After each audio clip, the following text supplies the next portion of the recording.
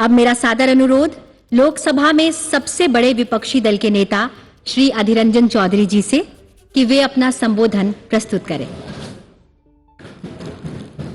Honorable Vice President of India, Honorable Speaker Lok Sabha, Honorable Prime Minister of India, Parliamentary Affairs Minister of both the houses, opposition leaders Kharge ji, all my senior leaders and distinguished esteemed colleagues of both Lok Sabha and Rajya Sabha.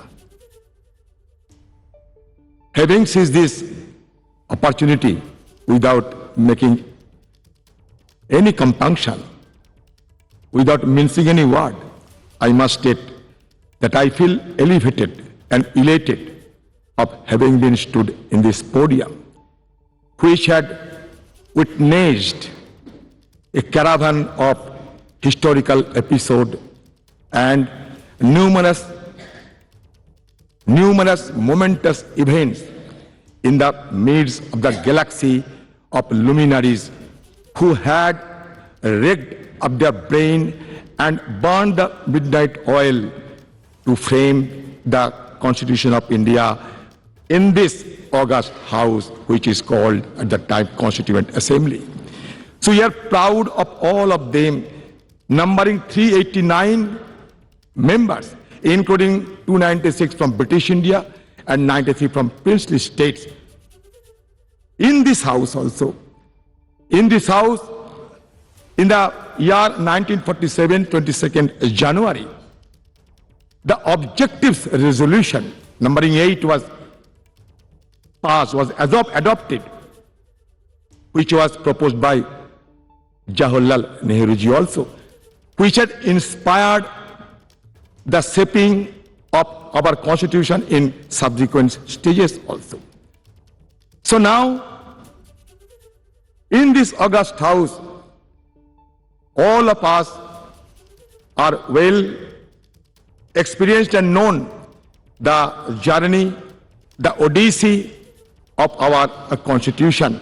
From colonial past to independent India, we have observed the transition of the destiny of this great country named after India. It is astonishing to note that those 389 members intensively discussed among them for 2 years, 11 months and 19 days and produced the largest constitution of the world, led by Baba Saheb Ambedkar, the father of Indian Constitution. We have been gifted with 395 articles. Also 22 parts and 8 schedules. So naturally, the house, which is called Central Hall, it is a historic hall. It is not. It will not be known by simply its architectural splendor, but its illustrious legacy. Now I come to the point that our ability to attain developed nation status by 2047 hinges on the active involvement of our citizens and the unwavering dedication of their representatives. The groundwork laid in the formative years of our nationhood and also the subsequent years has empowered us significantly. However, we are confronted with intricate challenges that require immediate attention and resolution as we progress towards this objective. I don't have any idea of what is called and how a country to be recognized as developed country by any designation.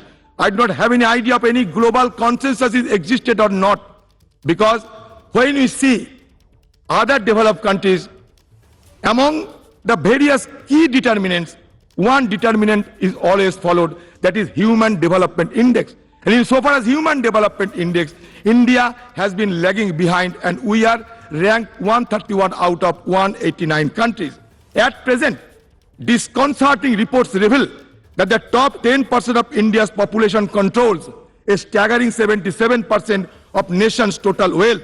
In 2017, a staggering 73% of wealth generated has reportedly gravitated towards the wealthiest 1%, while staggering 670 million Indians constituting the poorest half of the population saw their wealth increase by a mere 1%.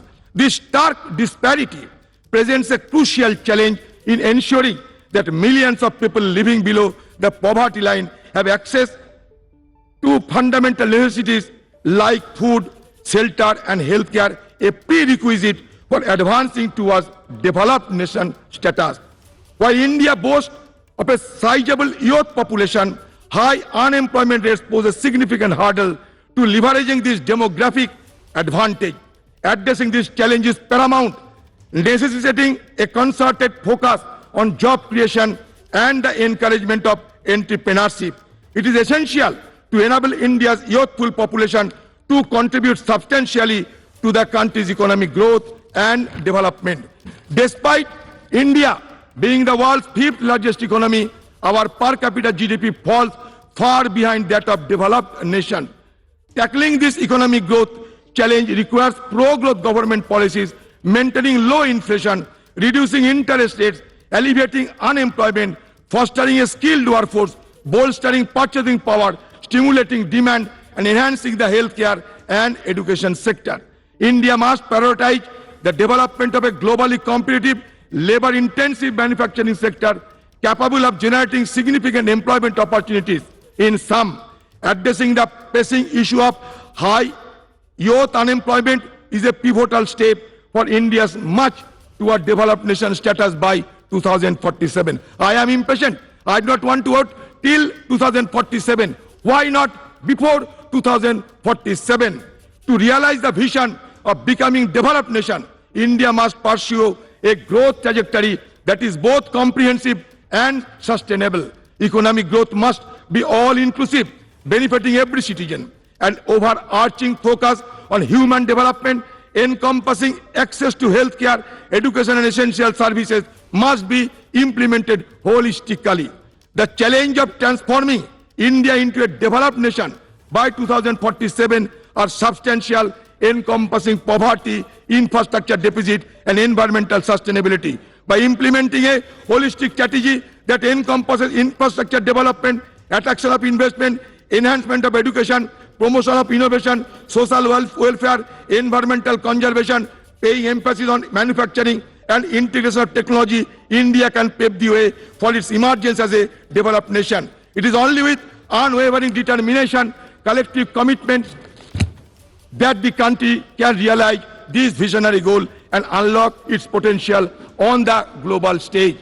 I will conclude by saying that धरती सिखाते हमने सबको बोझ उठाना, गगन सिखाते हमने ऊपर उठते जाना, सूरज की लाली से सीखा जग आलोकित करना, चंदा की किरणों से सीखा सबको पीड़ा हरना, पर्वत ने सिखाई हमने दृढ़ संकल्प बनाना, नदी सिखाए हमने आगे बढ़ते जाना, सागर की लहरों ने सीखा दुख सुख सहे जाना, और तूफान ये सिखलाते हैं आफत में ना घबराना और आफत से टकराना.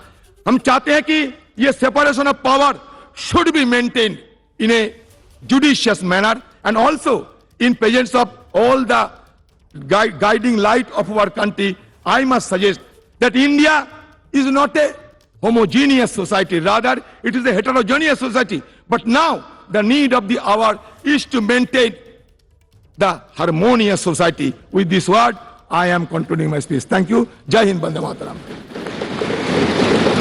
धन्यवाद सर.